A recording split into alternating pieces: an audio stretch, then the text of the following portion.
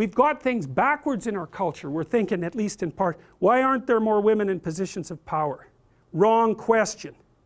The right question is, why are there any men at all who want those positions of power? Because it's not just positions of power. You have to be such a knothead to think that. Oh, it's a position of power. It's like, sure, but it's a position of overwhelming responsibility.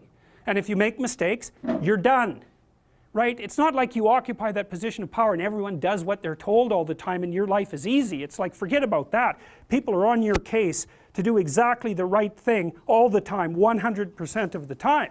And maybe you want that and maybe you don't. So what I don't know what people think is these people are all sitting in their offices with their feet up on the desk smoking cigars and oppressing the world. It's like, that isn't how it works. Those people, they work flat out all the time.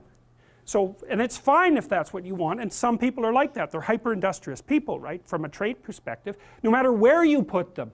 If you put them in a forest with an axe, they just wander around chopping down trees non-stop, right, because it's built into them.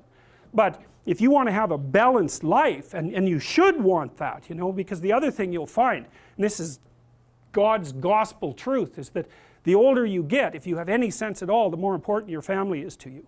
Like the utility of your career, maybe that peaks around 35 or 40 and it starts to decline pretty rapidly after that. And what happens, if you're fortunate, you have someone in your life that you love, that you've woven yourself together with, and you have some kids so that you have something to do from the time you're 50 till the time you're 80. And so it's a real mistake. It's a barren future without children, man, I can tell you that. It's a real mistake. And so we do a terrible job of say, putting that image forward and saying, well, yeah, now, you know, because women have access to the birth control pill now and can compete in the same domains as men, roughly speaking, there is a real practical problem here. It's partly an economic problem now, because when I was roughly your age, it was still possible for a one-income family to exist. Well, you know that wages have been flat, except in the upper 1% since 1973. Why? Well, it's easy. What happens when you double the labor force? What happens? You have the value of labor. So now we're in a situation where it takes two people to make as much as one did before. So we went from a situation where women's career opportunities were relatively limited to where they were relatively unlimited and there were two incomes, to where, and so women could work, to a situation where women have to work and they only make half as much as they would have otherwise. And now we're going to go into a situation, this is the next step, whereas women will work because men won't.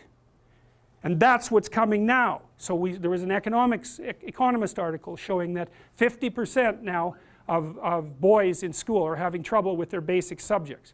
And you look around you in universities, you can see this happening. I've watched it over decades.